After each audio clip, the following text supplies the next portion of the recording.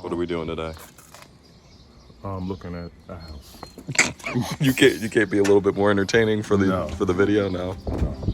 I'm not in entertainment mode. Like my father just said, this season of life for me has included a very big thing, which is future home ownership.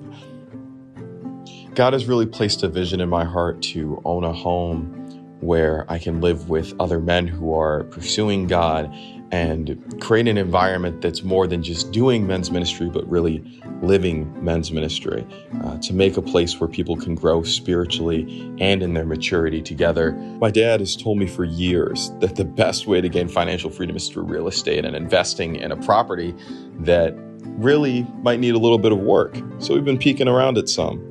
For years, he told me why it was that I should be pursuing this seriously since I was at least 17 years old.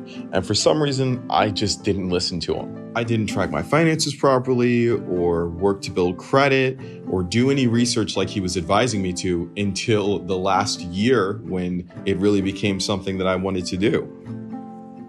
But now that I'm in this situation where I'm ready to move and trying to apply all of the knowledge that he gave me over the years, it would have been a lot easier if I had done it when he first advised me to. My dad is the kind of man that is always trying to teach people, despite how much they care or are listening. He's just always trying to provide resources for people to better themselves through what he's learned over the years. Even if they don't see the value of what he's teaching them, he gave me everything that I needed and was willing to give it freely and often despite my ignorance.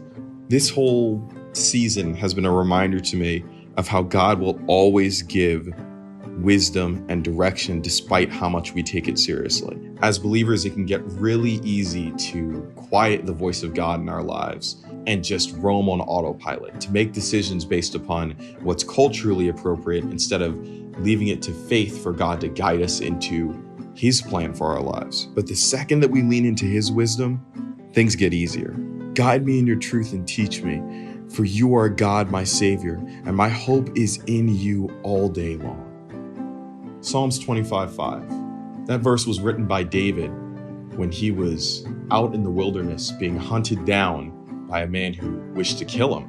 If he can submit himself to God in a situation that dangerous, I know that we can do it through whatever it is that we're facing right now.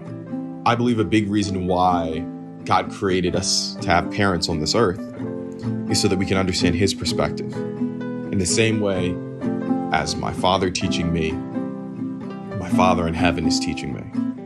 If you can even fathom how little we know and understood as children compared to our parents, it is completely unfathomable to think of how much more God, our Creator, knows. And our parents aren't perfect. Stays home next time. But God is. My heart breaks for everyone who didn't get to grow up with a father.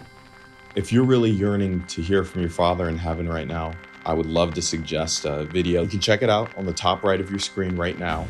It's a sermon that my co-leader in men's ministry and I taught about how to hear God's still small voice in your life.